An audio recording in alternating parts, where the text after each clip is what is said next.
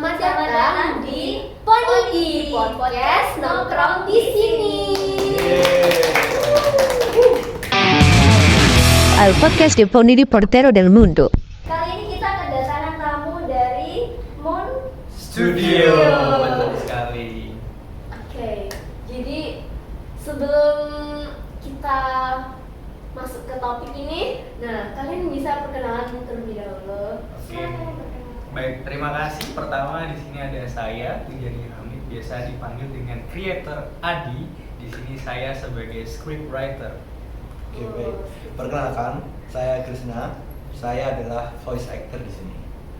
Dan yang terakhir adalah saya Awan. Saya bekerja sebagai animator di Moon Studio. Oke, jadi langsung saja. Udah siap ditanya-tanya ini Tentu presentasinya? saja. pasti. Tentu Sudah, saja. sudah, Oke. Sudah pasti Iya, bisa. sudah prepare banget ini. Iya. Oke. Sebelumnya ini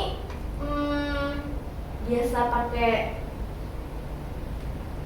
aplikasi apa buat mengedit gitu? Untuk editing videonya. Iya. Oke. Jadi kalau dari kami itu ada beberapa aplikasi ya, tentu saja dalam mengedit suatu video. Tapi kalau dari saya di scriptwriter, saya sebagai awal perencanaan pertama, pastinya saya membutuhkan Microsoft Word seperti pada umumnya.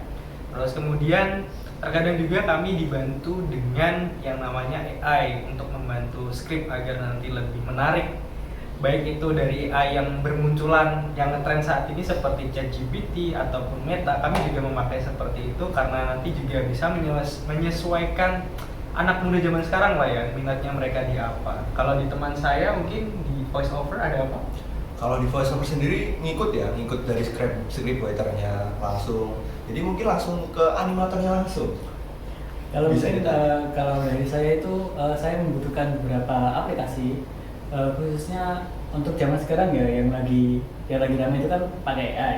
Betul. Nah biasanya saya itu untuk membuat karakter atau membuat satu karakter yang utama itu memakai AI seperti yang saya buat di video saya yang baru kita upload. Oh iya, barusan kita upload Baru ya? Kita upload ya, itu kita pakai saya pakai itu Adobe Express buat untuk karakter bulannya. Nah untuk itu sebenarnya ada fun fact, kalau kita mau bikin animasi itu entah apa caranya itu pasti teks suara dulu. Jadi teks suara baru kita membuat animasinya seperti itu. Jadi mungkin ada beberapa aplikasi buat enhance suara dan juga buat modifikasi videonya kayak CapCut ataupun bisa desain pakai Canva ataupun Corel seperti itu untuk karakternya. Kalau boleh tahu, apa sih fitur utama Adobe Express yang membuatnya menonjol dibandingkan aplikasi lainnya menurut kalian? Kalau berbicara tentang fitur, semua aplikasi itu saya kira memang ada kelebihan kekurangannya ya. Tapi kalau di Adobe Express, karena yang kemarin video kita buat itu memakai itu ya, itu saya dan tim saya mengatakan Adobe Express itu lebih mudah digunakan karena kita tinggal ambil dari suara, terus kemudian kita import ke dalam, terus kemudian diolah agar menjadi suatu Karya. animasinya. Iya. Betul sekali. Betul. Lebih mempermudah Lebih Iya, mudah, iya. betul. lainnya. Dan di Adobe Express itu ada beberapa template yang tersedia untuk kita pakai ataupun kita gunakan.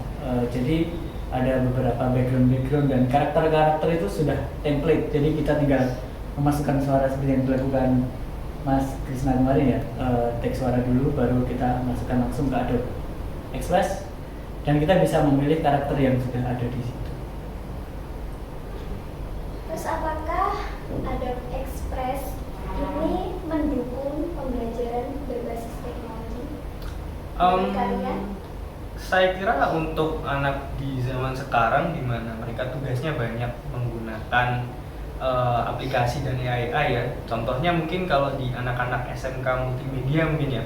Untuk mereka yang pengen baru belajar untuk membuat suatu animasi, Adobe Express ini saya kira mudah sekali untuk digunakan dan sangat recommended.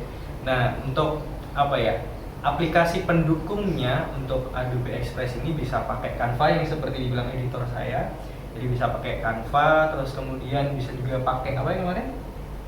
Selain menggunakan Canva, pakai editing videonya?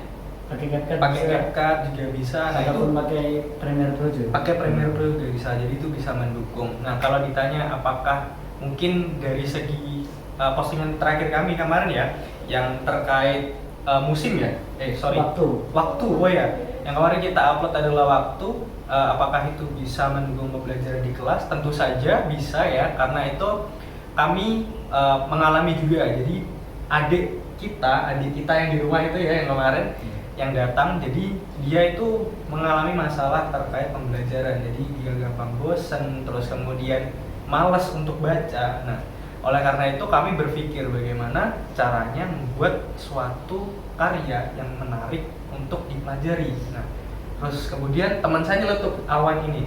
Jadi Mas Awan berkata, kenapa kita nggak bikin animasi video untuk pembelajaran anak-anak? Agar lebih seru. Iya betul, agak lebih seru. Iya, karena karena juga tertarik dengan apa yang kalian sampaikan. Iya, betul dengan sekali. yang unik ya. Iya. Dan akhirnya kemarin terciptalah itu karya tentang waktu dengan judul Time. Nah, di mana nanti di dalam video itu dijelaskan di animasinya sebagai voice overnya nanti Mas Krisna mengatakan pembagian waktu dari pagi, siang, malam, sore, malam ya bahkan. Nah, itu ada semua di situ. Jadi secara visual ada, secara audio juga ada, jadi lebih menarik seperti itu. itu kan juga yang disukai anak-anak zaman sekarang kan, yang ada visualnya, ada audionya yang menarik. Itu dia Berarti fokus menurut kita. kalian ini cocok ya untuk pelajar? Sangat cocok. cocok, sangat Iya. cocok, sangat cocok. Apakah Mungkin- sangat mempermudah bagi para pelajar? Tidak hanya Kalian? pembelajar saja, bahkan Oh. guru saya kira ya. Jadi guru bisa menggunakan video lah secara langsung gitu. Mungkin nanti agak menyusahkan animatornya sih. Iya, ini Yang harus ekstra animator ya. ya. Mungkin akan memudahkan para siswa untuk belajar. Betul. Namun ini sedikit menyusahkan para animator mungkin. Betul, betul. Karena sebenarnya ini efektif. Cuma kalau kita tiap hari pakai animasi seperti ini kan buatnya agak Iya, agak betul sekali. effortnya banyak. Jadi Usahanya lebih ya. Betul. ini akan lebih cocok kalau kita pakai untuk pembelajaran yang sudah dipersiapkan Betul, betul, betul. Benar sekali. secara matang, benar sekali. Oke, jadi ganti saya yang banyak. Oh, oke. Oke, baik. Jadi menurut kalian ini apa sih kendalanya? Mungkin bisa dijelaskan, tadi kan udah di-spill dikit-dikit tuh. Oh, iya, Nah, iya. Dari bisa di ya atau apa gitu. Kendala. kendala yang mungkin Bisa terjadi ya. Untuk Dalam membuat suatu aplikasi, animasi. iya. ya. Oh, baik. iya. Kalau dari saya sendiri kan karena saya gagal pertamanya ya untuk membuat skrip, mungkin lebih ke ide sih. Bagaimana caranya agar nanti saya ini, narasi saya itu bisa cocok atau enak didengar oleh khalayak umum, terutama nanti untuk targetnya. Karena di situ kami yang kemarin buat itu adalah targetnya untuk anak-anak. Jadi kita kosakatanya ataupun tata bahasanya itu menyesuaikan agar lebih sederhana gitu. Gitu.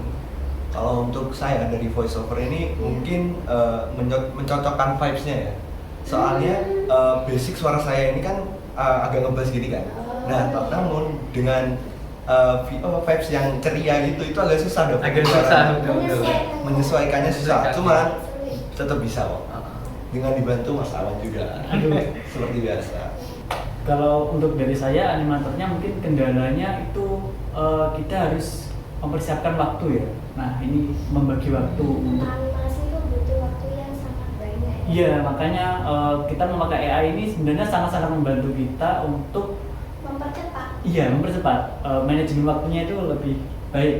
Karena kalau kita pakai cara tradisional untuk membuat animasi itu hasilnya kan jauh-jauh lebih bagus dan Soalnya matang. memang sedikit susah. Iya, karena kita harus menggambar satu persatu frame itu susah. Jadi kita pakai AI ini untuk menghemat waktu kita dan memberikan kualitas yang lebih seperti itu. Cuma kualitasnya ini agak sedikit di bawah dari animasi yang dibuat secara tradisional. Seperti itu. Oke, ada Mungkin ya, mungkin apakah ada manfaat gitu dari aplikasi ini? Manfaatnya apa aja sih? Kebermanfaatan Iya. aplikasi yang kami pakai kemarin Ya, itu. lebih spesifik lagi manfaat. Kalau lebih spesifik mungkin kalau di scriptwriter umum ya. Jadi mungkin kalau spesifik mungkin lebih ke di editornya karena pakai Adobe Express Canva dan CapCut itu pastinya masing-masing aplikasi itu mempunyai kemanfaatan atau tujuan yang berbeda-beda juga kan. Nah, bisa ditanyakan langsung bagaimana? Mungkin kalau untuk manfaat dari kita, dari saya itu sebenarnya kalau kita mau pakai Adobe Express saja itu sudah bisa pakai cukup. Kita tinggal mengirimkan audio ke sana, lalu nanti kita tinggal menunggu waktu. Itu mereka akan menggenerate sendiri bagaimana animasi mereka akan jadi. Cuma kalau menurut saya karena kalau di Adobe Express saja pure pakai Adobe Express itu animasinya sedikit kurang interaktif. Jadi Karena kurang maksimal. iya kurang maksimal karena hanya diem di tempat, cuma karakternya aja yang ngomong dan dia nggak pindah ya, cuma karakternya gini-gini aja sambil ngomong gitu. Karena hal itu menurut saya akan kurang efektif dan agak sedikit membosankan untuk ditonton apalagi anak-anak. Akhirnya saya memutuskan untuk mengkombinasikan beberapa aplikasi editing video, aplikasi desain untuk membuat background yang menarik, dan juga Adobe Express itu sendiri. Jadi mungkin manfaat dari Adobe Express itu ya seperti yang saya katakan tadi, kemudahan, lebih mudah untuk membuat sebuah animasi yang langsung jadi gitu.